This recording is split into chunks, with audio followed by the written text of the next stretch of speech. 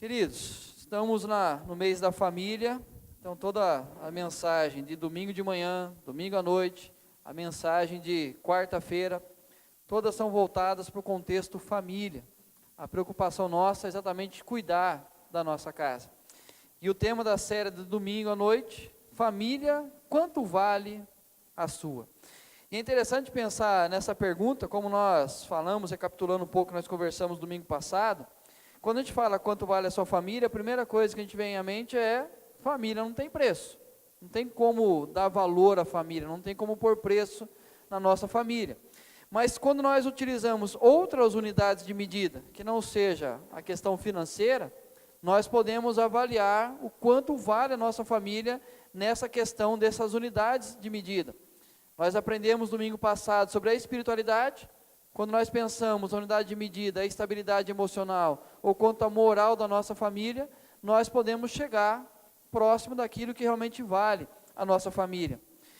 Assim como a matemática é lógica, os resultados que descobriremos, dando valores à nossa família, também serão. Ou seja, se eu pegar as unidades de medidas que nós temos conversado, e fazer uma avaliação da nossa família, nós chegaremos ao resultado mais lógico possível. Ou seja, nós poderemos avaliar quanto realmente vale a nossa família. Só que precisa ter a honestidade na avaliação. Não podemos maquiar o resultado, não podemos forçar um resultado diferente. Vai chegar exatamente naquilo que é a nossa família. E aí, uma equação simples: família é igual unidade de medida dividido pela honestidade. Então eu coloco que é a unidade de medida da minha família, como eu estou avaliando daquele ponto de vista, daquela ótica, e a honestidade que eu estou colocando para avaliar a minha família. E quando nós chegarmos a um resultado, nós temos que primeiro a sensibilidade e racionalidade para os resultados. Ou seja, se Deus falou comigo, se Deus mostrou que a minha família precisa ser trabalhada, alguma área específica, eu preciso estar sensível ao resultado que deu. Eu não posso simplesmente rejeitar ou começar a levantar argumentos para que eu não possa mudar a minha família, mas eu tenho que ser sensível e racional. Não basta ser emocional, apenas partir de forma emotiva em relação à família, e pensar que os meus filhos assim, não, jamais. Pensar do meu esposo, isso não. Pensar que eu estou fazendo coisas erradas, não, isso não pode ser. Não, eu preciso ser sensível e racional para com os resultados. Maturidade para avaliar as consequências. Ou seja, eu percebi que as coisas não estão legais na minha família, eu preciso olhar de forma madura as consequências. Ou seja, o que está acontecendo? A partir da maneira que nós estamos vivendo, qual é a realidade do meu casamento? Qual é a realidade dos meus filhos? Como está refletindo no dia a dia da minha família?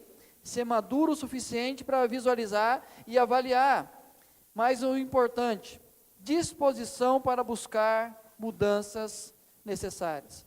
Não basta apenas chegar a um resultado, a entender de forma racional o que está acontecendo, avaliar as consequências, mas não tomar uma decisão de mudança.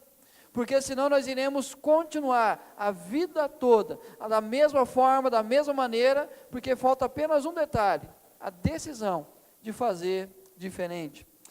E o que nós temos aprendido, que para coeficiente dos cálculos que nós temos utilizado para avaliar quanto custa a nossa família, primeiro, a palavra de Deus. Não é aquilo que eu penso, não é aquilo que o esposo, a esposa pensa, não é aquilo que a sociedade fala, mas o que a palavra de Deus fala. Ela é referência para a nossa casa. Comprometimento com o que se crê. Não basta apenas saber definir o que diz a palavra de Deus. Não basta apenas entender o que o Evangelho fala em relação à nossa casa. Mas o quanto que eu me comprometo com aquilo que é dito. E evidências da maturidade cristã. O quanto que a minha família tem demonstrado uma maturidade cristã. O quanto que os relacionamentos familiares, nós podemos encontrar a realidade de Cristo presente, na maneira que eu vou agir, na maneira que minha esposa vai agir, como meus filhos estão vivendo. Ou seja, o quanto nós estamos alcançando a maturidade na nossa relação com Cristo. Como domingo passado nós falamos sobre a espiritualidade, Hoje nós vamos falar sobre estabilidade emocional. Quando nós pensamos como unidade de medida, a estabilidade emocional, quanto vale a nossa família? Lendo um dos artigos do reverendo Hernandes Dias Lopes, que eu gosto de colocar no boletim, eu escrever, você já vai me ouvir, todo domingo eu escrever, é melhor que você ouça e leia outras fontes, melhor ler outras fontes. E procurando uma das devocionais que ele faz em relação à família, eu me deparei com essa aqui. A família precisa ser lugar de encorajamento para os fracos e ânimo para os abatidos. A família é o hospital de recuperação para os doentes e o campo de treinamento para os grandes embates da vida. Na família somos aceitos por causa de nossas virtudes, mas apesar de nossos fracassos. É no recôndito do lar que nosso caráter é forjado, nossa personalidade é firmada e nosso temperamento é provado. Na arena da família, quando caímos, somos levantados. Quando ficamos tristes, somos consolados. Quando erramos, somos perdoados. A família é lugar de aceitação, perdão e cura. É no recôndito sagrado da família que temos os nossos mais sinceros amigos, aqueles que estarão ao nosso lado, mesmo quando todos nos abandonarem, iluminarão nosso caminho, mesmo nas noites mais escuras da alma. Essa é a família. E quando eu li esta pastoral, me veio à mente que a conta não bate. O resultado não está fechando. Alguma coisa está fora do lugar quando nós não encontramos essas realidades na nossa casa. Quando nós não entendemos o contexto família e não vivemos essa realidade que nós vemos agora na família, alguma coisa está errada. Por que a conta não bate? Por exemplo, por que não encontramos na família o acolhimento necessário? E talvez, lembrando, de maneira racional nós temos que avaliar. Porque de maneira emotiva, vamos falar, não, na minha casa eu acolho todo mundo, eu abraço, quando tem algum problema, eu sou o primeiro a abraçar, sou o primeiro a acolher, é na minha casa que eu vou me encontrar e é onde as pessoas vão me abraçar. Mas a conta não anda batendo, porque falta na nossa casa um acolhimento necessário. Por que o ambiente familiar não propicia a maturidade? Por que será que no contexto família falta alguma coisa, alguma realidade para que nós possamos crescer em Cristo, para que nós possamos amadurecer? Por que a família deixou de ser espaço de cura e recomeço? Por que tantas famílias desfeitas? Por que tantas famílias que não conseguem andar unidos? Por que tanta família sofre porque não encontra no lugar da família um espaço de cura e aonde dá a oportunidade de recomeçar sempre? Sabe por que a conta não bate? Porque nós estamos utilizando coeficientes errados. Nós estamos pegando outros coeficientes para avaliar a nossa família, como por exemplo, o ativismo é a base para as nossas avaliações. Ou seja, quanto mais projeto, quanto mais atividade, quanto mais está fazendo, nós achamos que a pessoa está bem. Então nós não nos preocupamos com a sua vida emocional, porque é uma pessoa extremamente ativa, é uma pessoa extremamente pragmática na sua vida, ela o tempo todo está projetando, o tempo todo está realizando, então nós entendemos que ela está bem. Alguns dias atrás, conversando com um casal, e aí ele chegou e falou o seguinte para mim, pastor, a minha esposa, eu fiquei preocupado quando ela ficou 2 semanas sem sair da cama. Ela ficou 2 semanas sem sequer levantar, mas até então ela estava bem, porque ela estava em pleno vapor das suas atividades. Mas quando nós avaliamos pessoas que o tempo todo estão agindo, é uma maneira errada de entender as suas questões emocionais. O sentimentalismo é a nossa referência de força ou fraqueza. É através dos sentimentos demonstrados que iremos dizer, essa pessoa é forte ou essa pessoa é fraca. O que mais se ouve hoje é uma pessoa forte mentalmente. É uma pessoa que demonstra que é uma fortaleza mentalmente. É o grande ditado do momento. Mas o quanto que isso é um coeficiente para avaliar a nossa família? É um referencial errado. Porque basta a pessoa talvez demonstrar que ela está triste, abatida, mas aquilo talvez seja uma força dela de trabalhar o seu emocional. Mas nós olhamos e falamos, não, ela é fraca. Ou talvez uma maneira de maquiar a sua fraqueza emocional é se mostrar forte nos momentos da dificuldade. E aí nós estamos avaliando que parece que está tudo bem na vida dela. As conquistas revelam o valor da pessoa. Quanto mais ela conquista, quanto mais ela vai bem, quanto mais ela realiza, parece que ela está bem mentalmente, está bem emocionalmente, está bem espiritualmente. Mas talvez seja apenas uma fuga que ela tem, apenas um refúgio que ela encontra, apenas um desejo de encontrar sentido para a vida, e é por isso que ela fala que está se sentindo realizada, e é por isso que ela vai querer cada vez mais conquistar coisas, para tentar desviar o foco das suas fraquezas. E sabe qual que é o resultado da conta, quando o coeficiente é errado? O primeiro resultado da conta, as mulheres, cansadas e sobrecarregadas, esgotadas físico, emocional e psicologicamente, e frias relacionalmente. Quando nós pegamos coeficientes errados para avaliar a nossa família, o resultado é esse. Mulheres com essa realidade. Homens estressados, carentes, desequilibrados espiritualmente e com problemas, com vícios e outros problemas. Ou seja, avaliou de uma maneira errada, os homens vivem essa realidade. Quanto aos nossos filhos, imaturos, carentes hormonais, você nunca se perguntou por que hoje a sexualidade do jovem é tão diferente da nossa infância, da nossa juventude? Despreparados para a vida. Os nossos filhos crescem totalmente despreparados para aquilo que a vida vai colocar diante deles. Mas quando o resultado é negativo, uma das coisas que mais preocupa hoje é o chamado adultério emocional.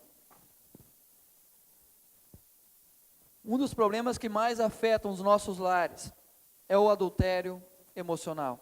O que é adultério emocional? É uma infidelidade do coração. Quando duas pessoas começam a falar de suas lutas íntimas, das inquietações dos seus corações, suas dúvidas e incertezas, fora do seu círculo familiar.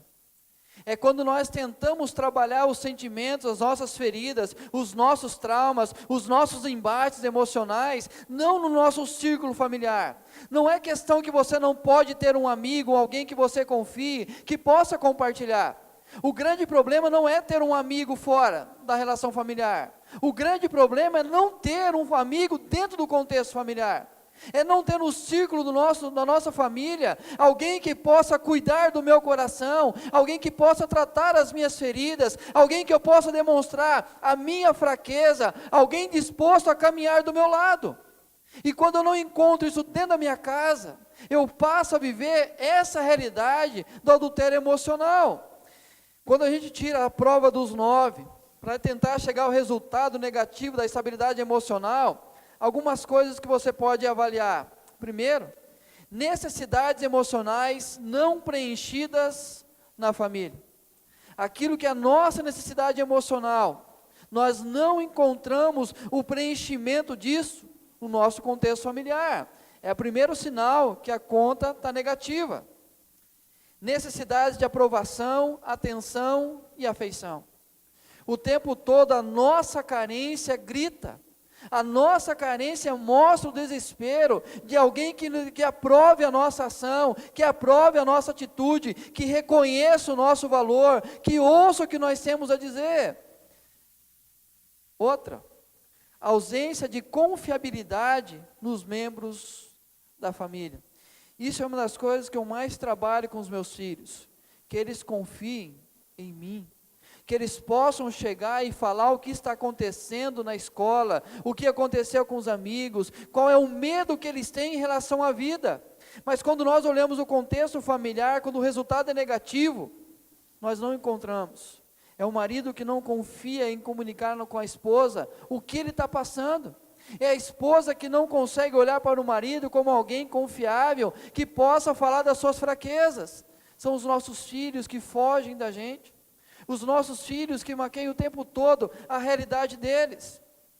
apego ao mundo virtual, pornografia, jogos, redes sociais, os grupos de amizades, conversas que nós temos que apagar do nosso WhatsApp, conversas que temos que apagar do nosso Messenger, conversas que nós temos que apagar do nosso histórico do Instagram. Por quê? Porque nós buscamos em outras pessoas o preencher do vazio do nosso coração, que nós não conseguimos preencher dentro da nossa casa, dentro da nossa família. E aí nós cometemos o chamado adultério emocional. É quando eu transfiro as minhas emoções, não para minha família, mas para outras pessoas que vão ouvir o que está acontecendo comigo. E aí nós podemos talvez responder a pergunta: quanto vale a sua família quando se pensa na estabilidade emocional? Quanto custa a minha família? E o texto de Colossenses 3, 12 ao 21, para a gente conversar um pouco sobre estabilidade emocional como unidade de medida.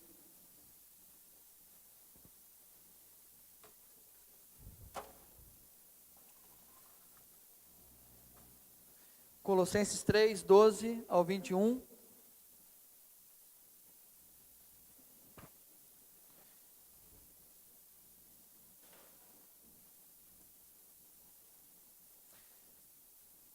Revesti-vos, pois, como eleitos de Deus, santos e amados, de ternos afetos de misericórdia, de bondade, de humildade, de mansidão, de longanimidade. Suportai-vos uns aos outros, perdoai-vos mutuamente, caso alguém tenha motivo de queixa contra outro. Assim como o Senhor vos perdoou, assim também perdoai vós. Acima de tudo isto, porém, esteja o amor, que é o vínculo da perfeição. Seja a paz de Cristo o árbitro em vosso coração, a qual também fosse chamados em um só corpo, e sede agradecidos. Habite ricamente em vós a palavra de Cristo, instruí-vos e aconselhai-vos mutuamente, em toda a sabedoria, louvando a Deus com salmos, e hinos e cânticos espirituais, com gratidão em vosso coração. E tudo o que fizerdes, seja em palavra, seja em ação, fazei-o em nome do Senhor Jesus, dando por ele graças a Deus Pai.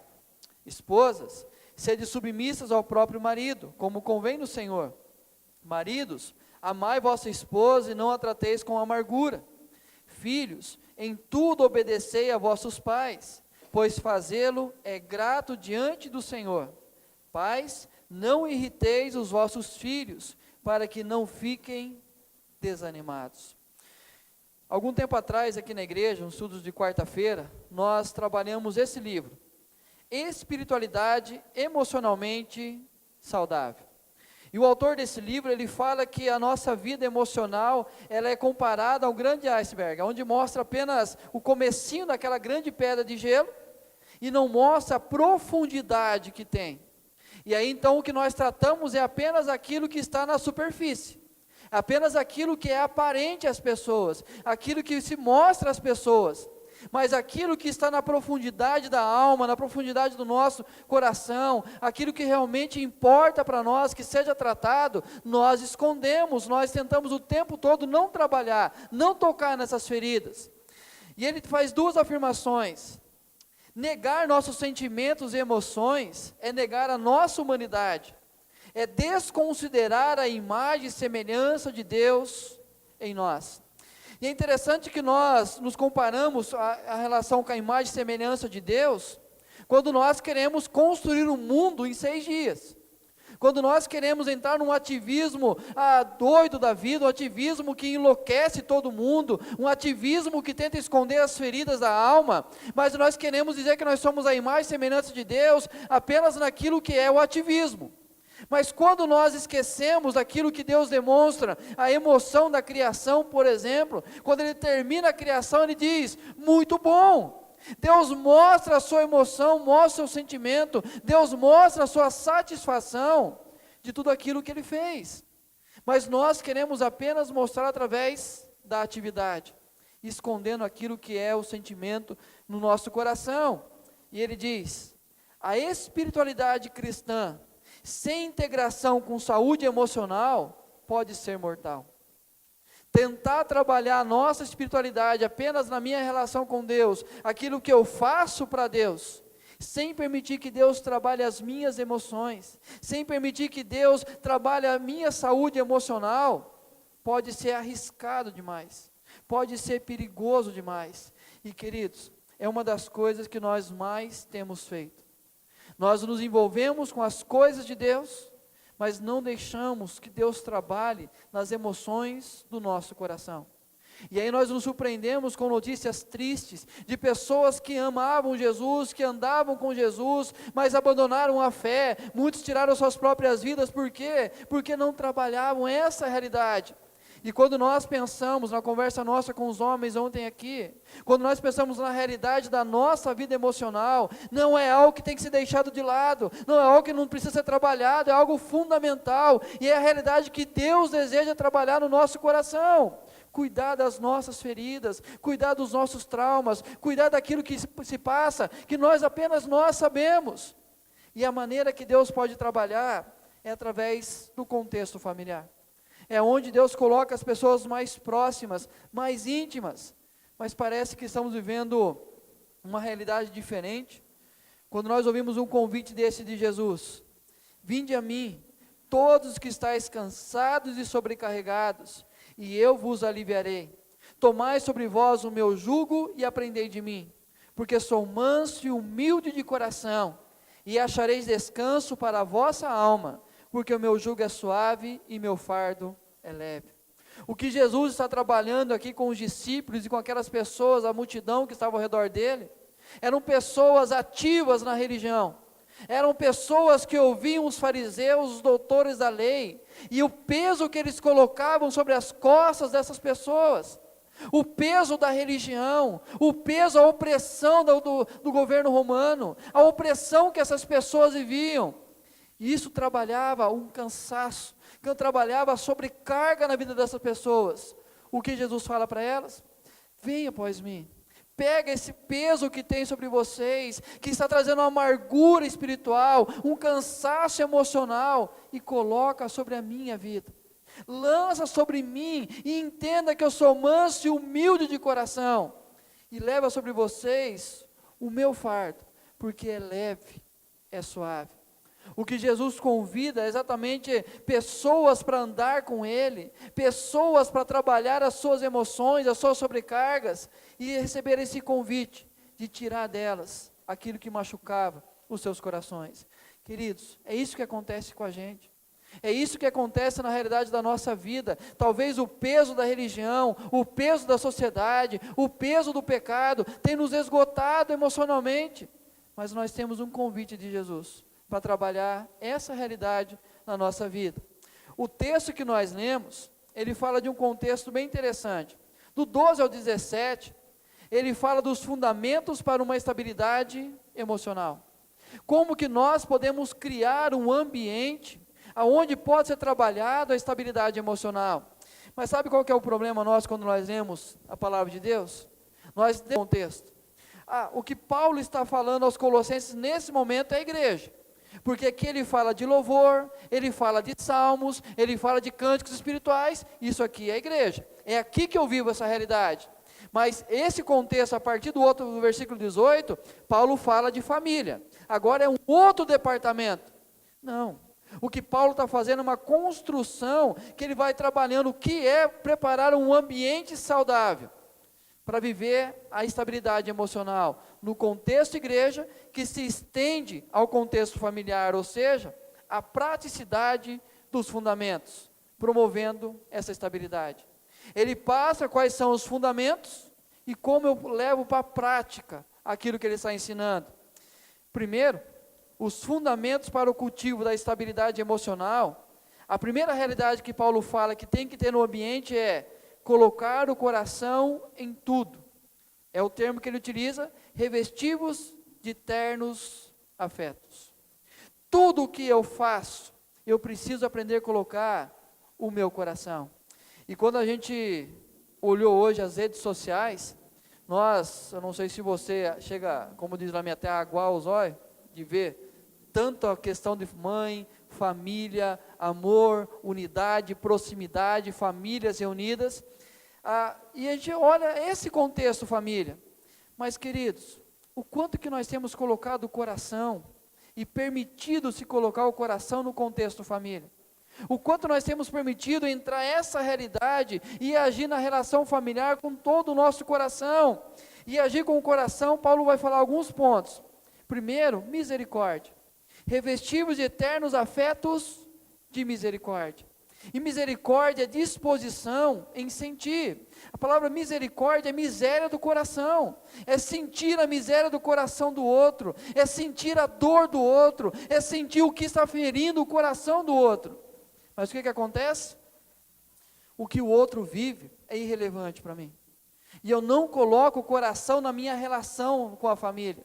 Aquilo que é um trauma do meu filho, eu olho e digo assim, na sua idade eu vivia coisa pior do que você, e não tinha esses traumas que você tem. Queridos, lembra da sua infância e quando foi a sua infância, e lembra o que aconteceu no mundo de lá para cá.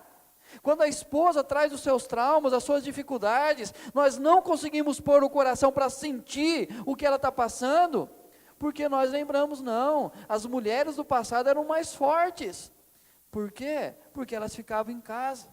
O trabalho delas era cuidar dos seus filhos, era administrar apenas o lar. Mas hoje, família, a esposa hoje tomou a frente de tantas outras coisas. E talvez o peso que ela tem é muito maior do que ela pode suportar. Mas eu preciso aprender a sentir a dor do coração dela. As esposas, a mesma realidade em relação ao seu esposo. Precisam aprender a sentir a dor do seu esposo. Eu sempre falo essa frase aqui todo mês de maio. Mulheres, o seu marido não foi mimadinho pela mãe dele. Porque na discussão sempre fala assim, mas também essa mãe mimou ele. Não, queridos. Deus nos fez de maneira, que a gente vai ouvir daqui a pouco, que nós precisamos sim de palavras de afirmação.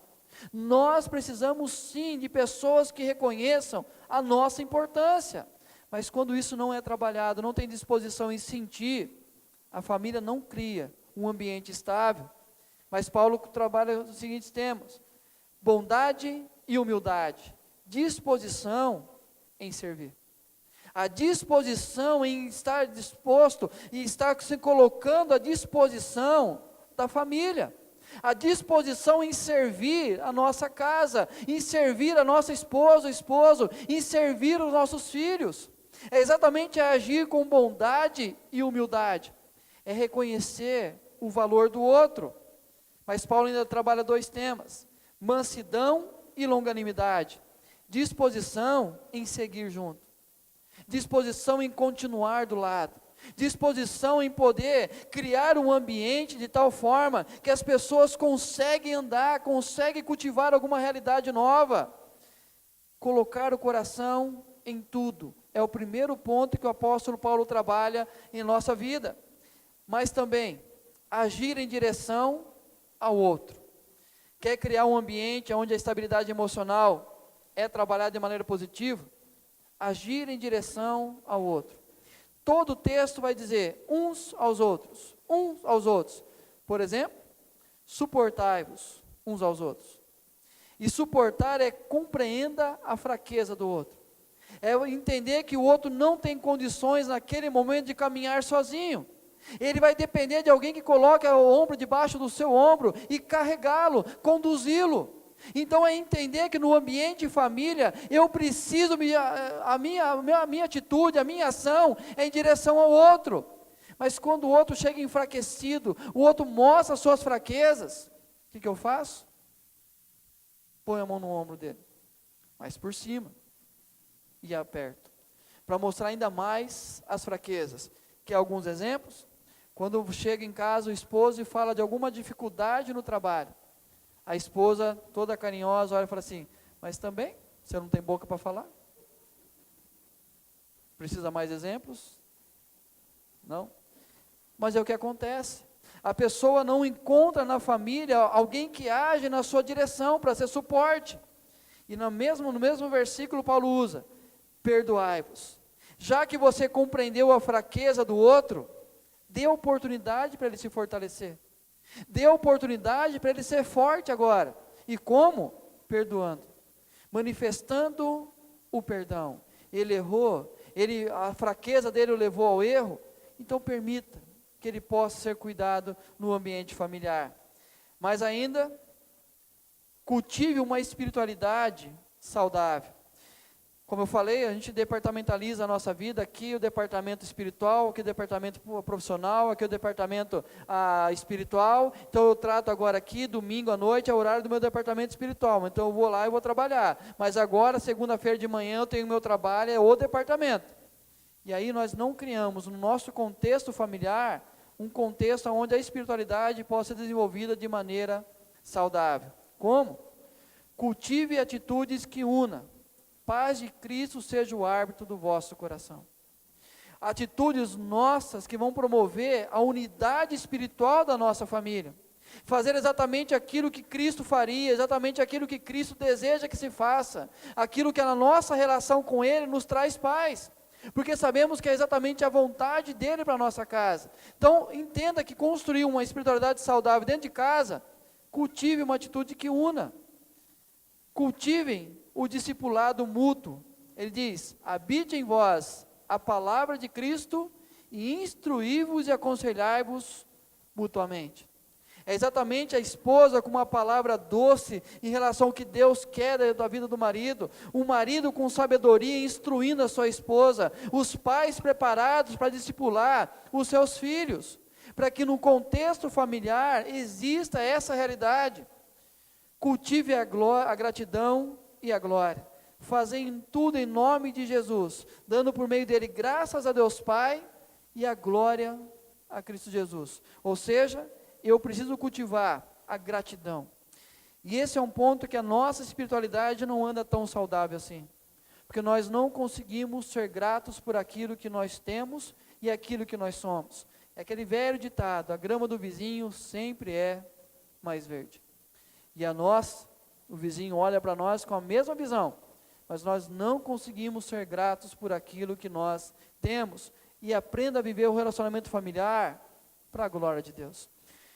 Queridos, são os fundamentos que a gente constrói, cultiva, para que nós possamos ter no ambiente familiar um lugar da estabilidade emocional.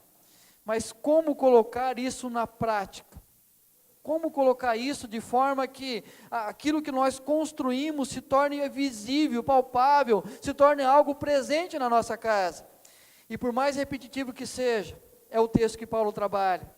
Mulheres, respeitem seu marido. Por quê? Porque o homem precisa de respeito e honra. A Bíblia não vai falar, mulheres, amem o seu marido. Mas mulheres, respeitem o seu marido. Por quê? Porque nós homens somos criados e nós precisamos de respeito e honra. E aquilo que eu sempre digo também, nós homens nascemos de uma mulher. Então é preciso se desligar dessa mulher. E a maneira que eu vou me desligar dessa mulher, o sexo oposto para o qual eu nasci, é alguém dizendo: você é homem.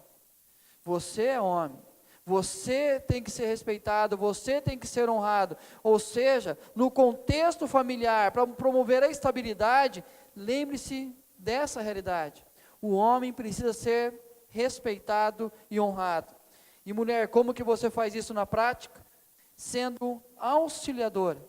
Aquilo que o homem não consegue fazer, não o ajude com um sinal de superioridade, mas seja aquela que vai ser auxiliadora para que ele possa realizar o feito, promovendo a unidade.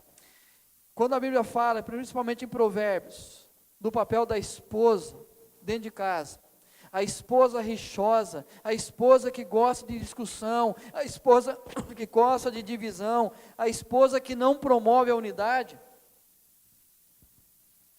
ele fala, por exemplo, que parece a mulher que parece uma goteira.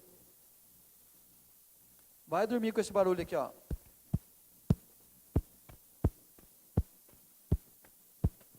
Vai dormir com a pia pingando.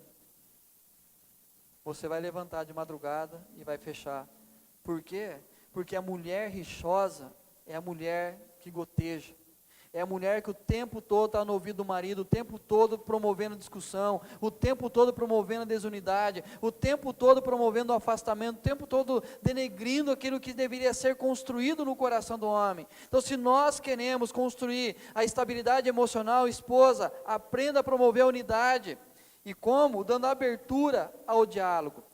Eu sei que esse ponto aqui, as esposas vão dizer assim, pastor, mas se alguém quer conversar e gosta de conversar, é a mulher. Mas a mulher gosta de conversar, mas ela gosta de falar. Mas é preciso aprender a ouvir. A ouvir mas ouvir com sabedoria. E ouvir sendo aquela mulher auxiliadora que vai promover a unidade. Para que o marido tenha em quem ele possa compartilhar, alguém que ele possa confiar, e quando ele demonstrar a sua fraqueza naquilo que ele fala, ele tenha plena certeza que não vai encontrar na esposa uma acusadora. Porque isso ele já tem na sociedade, isso ele já tem entre os seus amigos, isso ele já tem na sua vida profissional, que o tempo todo ele se cobra, querer fazer o melhor, ele já tem o mundo acusando ele, mas ele precisa da esposa que ouça o que ele tem a dizer. Os homens, amem suas esposas, as mulheres precisam se sentir amadas e protegidas. A maneira que Paulo trabalha no texto é, não trate a sua esposa com amargura. Ou seja, os seus problemas, os seus traumas, os seus anseios não correspondidos, não devem ser despejados na sua esposa. E como nós homens faremos isso? Primeiro, quando não sobrecarrega a sua esposa. O grande mal que nós vivemos hoje, as mulheres estão adoecendo, porque nós homens estamos nos omitindo em decisões importantes da família, e colocando sobre elas uma grande carga, e por mais que a gente olhe para ela dizendo assim, ela está feliz, ela está realizada, ela quis fazer essa vida, ela quis fazer isso, queridos, a nossa esposa não foi feita para essa realidade. Ela foi feita para ser auxiliadora, ser companheira, alguém do lado de alguém que possa direcionar a vida dela. Mas quando cabe a ela tomar a decisão, quando cabe a ela tomar a direção, essa mulher vai adoecer. Cedo ou tarde, essa mulher vai adoecer. Quando nós nos posicionamos como cabeça, quando a gente olha a criação nossa, quando Deus fez o homem, Adão deveria assumir a posição de fazer assim, não, Eva, não coma do fruto, não faça isso, eu não vou comer porque eu fiz uma aliança com Deus. Mas ele submete àquilo que a mulher diz, e ele come do fruto. E a consequência, quando Adão come do fruto, ele era a aliança, era com ele o pacto, era com ele a aliança. A mulher comeu, não aconteceu nada, mas quando o homem comeu do fruto, abriram-se os seus olhos, e eles perceberam que estavam nus, e eles se cobriram. Por quê? Porque o homem não tomou a decisão de ser o cabeça, de ser aquele que iria direcionar a família. E quando nós olhamos as famílias hoje, ontem numa conversa com os homens aqui, o Zé Ribeiro trouxe uma pesquisa, que 45% dos lares hoje a mulher toma a frente. Eu até falei hoje na classe de manhã, que 55%, vamos ser mais legal com os homens, 50% são os filhos que tomam a frente. Hoje os filhos governam o lar, hoje os filhos definem o que vai ser feito, aonde vai ser feito, como vai ser feito, são os filhos que mostram onde nós vamos investir nosso dinheiro. Mas por quê? Porque nós não tomamos o lugar que é nosso, que Deus nos colocou nessa posição. E quando torna-se participante do lar. Quando Pedro vai dizer, homens, vivam a vida comum do lar. Nós temos uma herança que trouxemos dos nossos pais, que o único compromisso nosso era pôr comida na geladeira. E eu cresci num ambiente assim, que a única responsabilidade do meu pai era pôr sustento em casa. E o tempo todo ele falava isso para a gente, que na época nós não valorizamos, nós não reconhecemos o que ele fez por nós. Por quê? Porque quando nossa família estava passando fome, ele foi vender o sangue dele. Que antigamente não era doação de sangue, você ganhava para doar o sangue. E aí ele ia lá, doava sangue, ele trazia, e aquilo era a satisfação do homem, porque ele trazia o dinheiro para dentro de casa. Queridos, nós somos criados dessa maneira, e nós temos a nossa mente exatamente isso, nós somos os provedores do lar. e nos preocupamos apenas com a vida financeira, mas os nossos filhos precisam da nossa vida na vida deles, por quê? Para que eles tenham um equilíbrio emocional, para que eles possam crescer com a figura masculina e feminina, e não venham ter os distúrbios que a nossa juventude está tendo hoje. O que acontece com os nossos jovens, com as nossas crianças, é porque ele não tem uma figura de autoridade sobre a vida dele. E aí ele não consegue respeitar a mãe, ele não consegue respeitar os professores, ele não consegue respeitar as autoridades. Por quê? Porque não consegue enxergar no pai alguém que ele pode ter respeito como autoridade. Nós deixamos de ser referências para os nossos filhos. Nós deixamos de assumir o papel e a nossa esposa confiar tanto na nossa vida, porque nós estamos dispostos a morrer por ela. Queridos, nós homens precisamos entender, as esposas foram feitas de uma maneira mais frágil. Não sou eu que estou dizendo, é o que Pedro fala, que a mulher é o lado mais frágil da relação conjugal. Mas eu preciso cuidar dela. Eu preciso sustentar ela. Eu preciso ser onde ela vai encontrar o apoio necessário. Caso contrário, existe o adultério emocional. Quando o homem não é suprido nas suas necessidades, a esposa também não, o homem vai atrás. A mulher, da mesma forma, vai atrás. Quando pensamos nos nossos filhos, como colocar na prática esse ambiente saudável, pais, não provoquem seus filhos. Eles precisam se sentir cuidados e orientados. Na prática, quando há acolhimento emocional. Quando há acolhimento emocional, os nossos filhos não são levados a ele. Os nossos filhos não são levados a escolhas perigosas demais. Quando ele sabe que no pai e na mãe, ele vai encontrar o acolhimento. E quer um diagnóstico bem fácil para entender se os nossos filhos estão encontrando acolhimento emocional dentro de casa. É quando você, marido, chega em casa e percebe que a esposa e filho e filha estão conversando, mas quando você chega, a conversa muda, o ambiente se transforma, e aí você pergunta o que está acontecendo, não se conta para você. Da mesma maneira, quando a mãe faz alguma coisa em relação ao filho ou à filha, e ela percebe que imediatamente a decisão que o filho e a filha têm é procurar o pai no canto para conversar. Porque não encontra na mãe o acolhimento emocional, e da mesma forma não encontra no pai o acolhimento emocional. Quando há fundamento na disciplina, nós corrigimos nossos filhos com os coeficientes de novo errado. Nós tentamos corrigir nossos filhos, mostrando aquilo que nós queremos ou que nós queríamos fazer, e começamos a tentar corrigi-los na nossa ótica de vida, mas não falamos para eles o que o Evangelho quer deles, o que Jesus fez por eles, o que a palavra de Deus quer em relação à vida deles. E aí nós queremos repreender, eu falei aqui alguns dias atrás, quando eu falo em relação a Rebeca, as roupas que a Rebeca usa, aquilo que ela quer usar, e aquilo que as lojas vendem. A pior coisa é que você procurar uma roupa de criança, de menina, seja de 3 anos a 12 anos, você não encontra uma roupa decente para colocar nos seus filhos. Porque quanto mais curto e mais rasgado for, é o que a sociedade quer fazer. E aí, como nós vamos corrigir a nossa filha, aí eu vou brigar com ela, mas não vou falar para ela o porquê. O porquê que ela não pode andar assim, o porquê que ela não pode se expor dessa maneira, o porquê que ela precisa preservar a sua vida, o seu corpo. Mas eu preciso corrigir com fundamento. Eu preciso mostrar a razão pela qual estou fazendo. E queridos, dizer apenas porque eu estou mandando, não é o fundamento.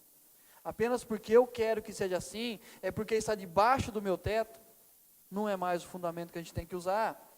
Quando há sensibilidade em situações adversas, ouça mais os seus filhos.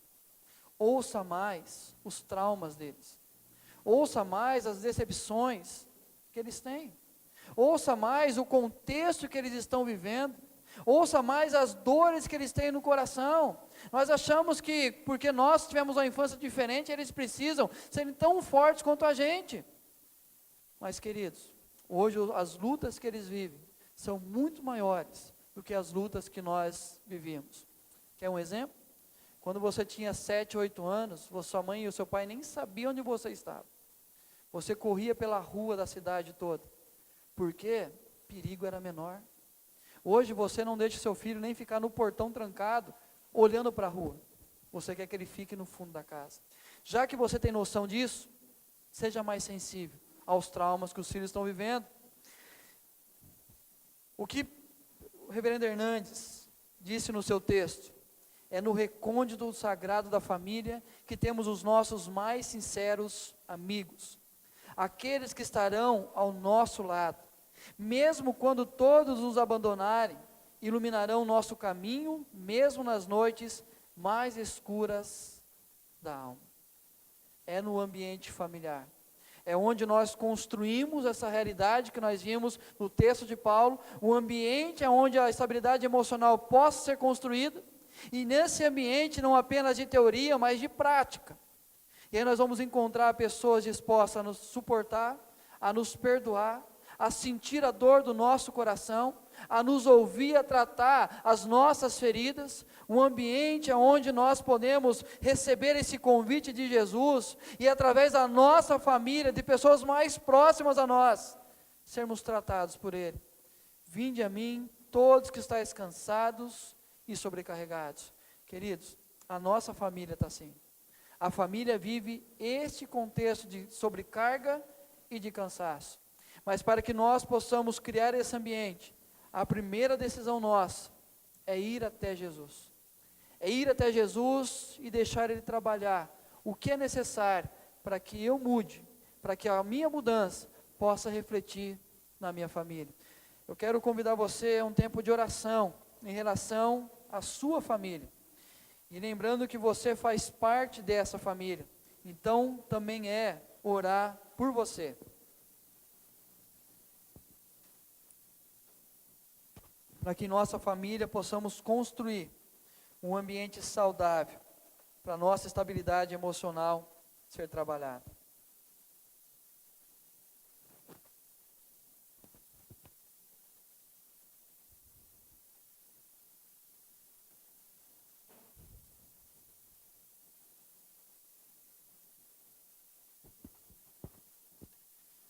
Pai, tão difícil, ó Deus, olhar famílias hoje, ó Pai. Quando nos aproximamos mais de famílias, nós percebemos o quanto sofrem, o quanto, ó Deus, vivem instabilidade emocional, o quanto o adultério emocional tem sido presente, ó Deus, nas nossas casas, o quanto isso tem sido mais comum entre as famílias, ó Pai. E o que preocupa a Deus é que não há mais o medo, não há mais a insegurança, não há mais, ó Deus, o tentar esconder, ó Deus, porque nós já nos acostumamos e achamos que essa realidade sempre vai ser assim. Pai, mas em nenhum momento da Tua palavra o Senhor afirma que é assim para a gente viver, que isso é a família, o sofrimento é o lugar onde a família tem que viver, ó Pai. Pelo contrário, ó Deus, quando a gente olha o chamado de Abraão, é que todas as famílias seriam benditas, seriam abençoadas. Quando nós olhamos, ó Deus, o projeto família que o Senhor, ó Pai, tem, e o Senhor passou isso no nosso coração, é o lugar, ó Deus, onde vai ser construídas as realidades, ó Deus, do Teu reino, do Teu querer, onde nós vamos aprender, ó Deus, a viver o relacionamento mais íntimo, mais profundo, aonde vai ser tratado as nossas feridas, ó Deus, aonde vai ser tratado, ó Pai, as nossas dores, ó Pai. Mas, ó Deus, nós vivemos um contexto diferente no ambiente familiar. Seja pelo nosso orgulho, seja, Deus, pelos nossos traumas não trabalhados, seja, Deus, pela nossa dificuldade em comunicar, em falar, em ouvir, ó Pai. Mas, ó Deus, sabemos, como o apóstolo Paulo fala aos Colossenses, nós fomos transportados do império das trevas, e fomos colocados no reino do Filho do seu amor. Isso mostra, Deus, que é possível sim, sair de uma instabilidade emocional no contexto família, para uma realidade diferente, para um ambiente saudável, de tal forma, que as feridas são tratadas, que o coração é curado, que o perdão é existente, ó Deus, que o seu suporte um do outro é uma realidade, ó Pai. Pai, nos ensina a viver isso, ó Deus. Nos ensina a ser um esposo segundo a Tua palavra, uma esposa segundo a vontade do Senhor. Ensina-nos, ó Deus, a criar os nossos filhos, a educá-los, a corrigi-los na disciplina do Senhor, ó Pai. E assim, ó Deus, criar esse ambiente perfeito, aonde, ó Deus, nós podemos ter, ó Deus, o acolhimento, ter, ó Deus, a certeza, ó Pai, que seremos tratados e cuidados e aceitos, não apenas por aquilo que conquistamos, mas também pelos nossos fracassos, pelas nossas, ó Deus, fraquezas, pelos nossos, ó Deus, erros, ó Pai. E na nossa família ser tratado de tal forma que nós sejamos, ó Deus, curados, sejamos transformados e tratados pelo Senhor através do ambiente familiar. Ó Deus, pedimos, ó Pai, que o Senhor venha cuidar da nossa casa. Ó Deus, derrama humildade no nosso coração, Derrame, ó Deus, a cura necessária. Derrame o perdão, ó Deus, que é necessário para que a nossa família possa tomar a decisão de ser diferente. Deus, é mais um sermão de família, é mais uma mensagem sobre família, é mais um texto bíblico sobre família, Pai. Mas parece que o nosso orgulho não nos deixa acreditar que pode ser diferente. Pai, se o Senhor nos trouxe aqui é porque o Senhor quer que seja diferente. O Senhor nos dá o privilégio de viver de forma diferente. Então, ao começar em cada um de nós, muda, transforma, converte o coração dos pais aos filhos, converte o coração dos filhos aos pais, converte o coração do esposo à esposa, da esposa ao esposo, ó Pai, converte o coração uns aos outros, para que a nossa família seja um lugar de cura, um lugar de restauração, um lugar de tratamento, um lugar de uma espiritualidade saudável, Pai. Faz isso, ó Deus, por amor do Teu nome. É o que nós pedimos ao Senhor, em Cristo é que nós oramos, porque nele, ó Deus, nós temos a certeza que o Senhor ouve a nossa oração, e a certeza que o Senhor há de responder, e os frutos, ó Deus, irá ser algo visível na nossa vida e na nossa família. Nós te agradecemos, ó Deus, pelo privilégio de sermos cuidados pelo Senhor, em nome do Senhor Jesus, amém e amém.